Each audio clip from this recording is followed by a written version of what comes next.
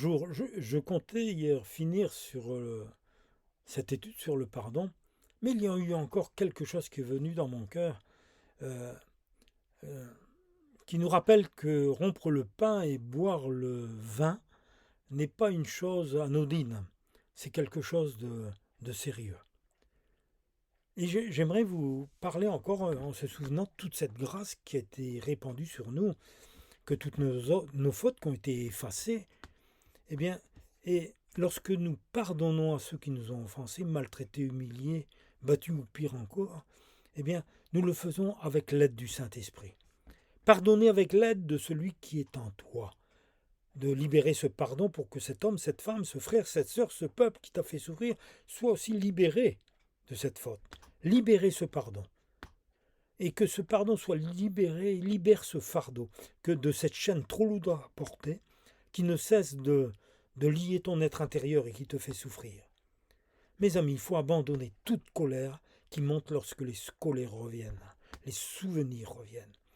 Fermer cette porte qui laisse l'amertume et même la haine remplir notre cœur. Fermer cette porte à tout jamais, y compris même dans les églises, à ces esprits mauvais qui torturent ton âme et rongent ton corps en te rendant malade. Parce que la Bible nous dit que celui qui prend le pain et le vin injustement, eh bien prend un jugement aussi contre lui.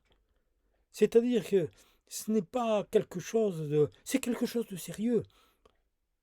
Il faut pardonner et se laisser guérir par Jésus, qui est venu habiter en nous. Et parfois, il y a des frères, des sœurs qui sont malades, qui ont des maladies. L'apôtre Paul disait même que certains même ont été malades, et même certains sont morts, parce qu'ils ont pris indignement la coupe du Seigneur. C'est quelque chose de sérieux. Il faut chasser ces nuages noirs au nom de Jésus. Pourquoi ? Eh bien parce que il faut détruire cette œuvre mauvaise qui nous empêche d'aller plus loin. Le Fils de Dieu est venu pour détruire les œuvres du diable, sortir de la dépression, anéantir ces microbes et ces bactéries qui t'infectent, sécher ce cancer et toutes ces métastases qui détruisent ton cœur. Crois seulement la parole de Dieu, mais fais ce qu'il y a à faire. C'est-à-dire, si tu as besoin de pardonner à quelqu'un, pardonne-lui. Regarde dans ton cœur. Crois en Jésus qui est la parole faite chair, venue habiter parmi nous. Prends ce pain et bois ce vin en souvenir vivant de tout ce que Jésus a accompli sur toi, pour toi, sur la croix, et tu vivras. Vivre cette vie nouvelle que Jésus nous a donnée, c'est comprendre que nous sommes une nouvelle plante avec lui. Romains 6, 5 et 7. En effet, si nous avons été unis à lui par une mort semblable à lui, eh bien à la sienne, nous serons également unis à lui par une résurrection semblable à la sienne. Sachons bien ceci, l'être humain que nous étions auparavant a été mis à mort avec le Christ sur la croix, afin que notre nature pécheresse soit détruite et que nous ne soyons plus esclaves du péché. Car celui qui est mort est libéré du péché. Comprendre ces paroles en prenant le vin et le pain, c'est une nécessité absolue, parce que le sacrifice de Jésus est parfait. Nous devons réaliser la grâce qu'il nous a donnée et avoir plus qu'un profond respect lorsque nous avons ces moments de souvenir et de communion, car Jésus est présent au milieu de nous. Il nous faut faire attention. Oui, il faut faire attention. Qu'il n'y ait pas d'animation qui aille au-delà. Si nous nous rassemblons, c'est autour de Jésus. Ce n'est pas pour faire la fête ou quoi que ce soit. Parce que la Bible nous dit, c'est pourquoi celui qui mangera le pain et boira la coupe du Seigneur indignement sera coupable envers le corps et le sang du Seigneur. Que chacun donc s'examine soi-même, et qu'ainsi il mange du pain et boive de la coupe. Car celui qui mange et boit sans discerner le corps du Seigneur, mange et boit un jugement contre lui-même. C'est une parole qui peut nous paraître dure, mais si nous l'examinons et connaissons l'amour de celui qui l'a prononcé, nous comprenons cet avertissement sérieux et bénéfique qui nous pousse à nous examiner. Ce n'est pas une introspection culpabilisante, mais nous savons, car le Saint-Esprit parle à notre conscience, que si nous sommes en harmonie avec sa parole, si nous avons fait des écarts et nous avons péché, nous savons si nous avons quelqu'un à pardonner ou à demander pardon à une personne, parfois même à un enfant. Si nos pensées nous ont entraînés sur un terrain d'impureté, ou si nous vivions consciemment dans une situation de péché, de mensonge, d'orgueil, de dureté de cœur, de relations d'infidélité ou de mauvaises paroles, le Saint-Esprit met son doigt dessus pour que nous puissions les confesser et recevoir le pardon, en être libérés par l'Esprit de Christ, et surtout ne plus recommencer. La vie chrétienne est une vie de combat, un combat contre la tentation qui est souvent présente. Et il nous faut apprendre à dire non, à devenir ferme et saisir l'aide du Saint-Esprit dans ces moments où le péché se couche à la porte de notre cœur. Comme Genèse 4, 7. Si tu réagis comme il faut, tu reprendras le dessus. Sinon, le péché est comme un monstre tapis à ta porte. Il désire te dominer, mais c'est à toi d'en être le maître. Jésus nous a rendus dignes et purs. Confessons-lui nos péchés. Transformons cette situation anormale qui nous rend malades et qui nous fait souffrir. Accordons notre pardon à celui qui le réclame, et même à celui qui ne le réclame pas. Un manque de force, je ne peux pas. Fais plier ta volonté. Écrivons-le. Je veux pardonner. Allons plus loin. De nouveau, écrivons sur un papier. Je pardonne à mon père, ma mère, mon frère, ma sœur, cet ennemi, mon ennemi. Et dites-le à haute voix, dites-le lui, et soyez libérés, laissez la guérison envahir votre cœur.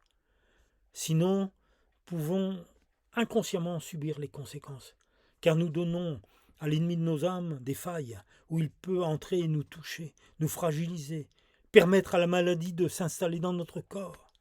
Oui, 1 Corinthiens 11, 27. Prendre indignement la scène, s'examiner soi-même, manger et boire sans discerner le cœur. Que chacun donc s'examine soi-même, et qu'ainsi il mange du pain et boive de la coupe. Ne prenons pas à la légère ces paroles, car elles sont pour notre bien, pour que la bénédiction de notre Seigneur soit parfaite sur nous et en nous. Ne nous privons pas de ces moments de communion pour nous dégager des blessures anciennes non cicatrisées ou des péchés qui nous collent à la peau. 1 Corinthiens nous le dit encore, il nous faut boire en comprenant et manger le corps du Seigneur ou boire son sang. C'est un constat que Paul, qui le prononce sans contour, sans maquiller la vérité. C'est pour cette raison que beaucoup d'entre vous sont malades et faibles, et plusieurs même sont morts. 1 Corinthiens 11, 32. Et quand nous sommes jugés, nous sommes châtiés par le Seigneur, afin que nous ne soyons pas condamnés avec le monde. Nous changeons des moments de tristesse et de souffrance lorsque nous nous examinons.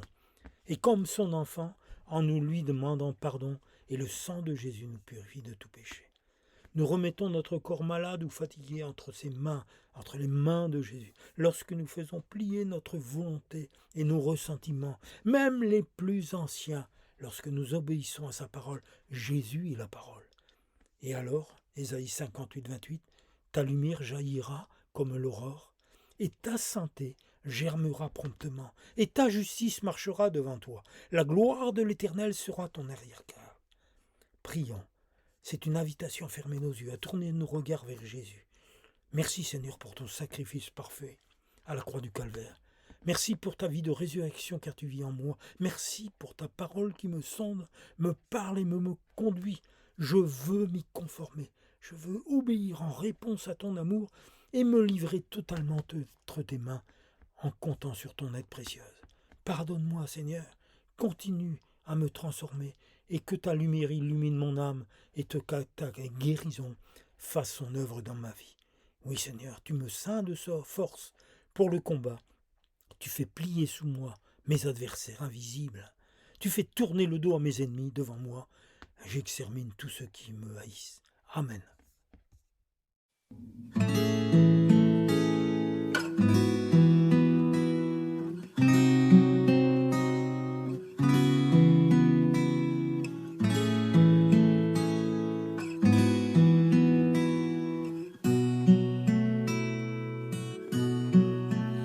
De la croix, la grâce coule comme un fleuve constamment.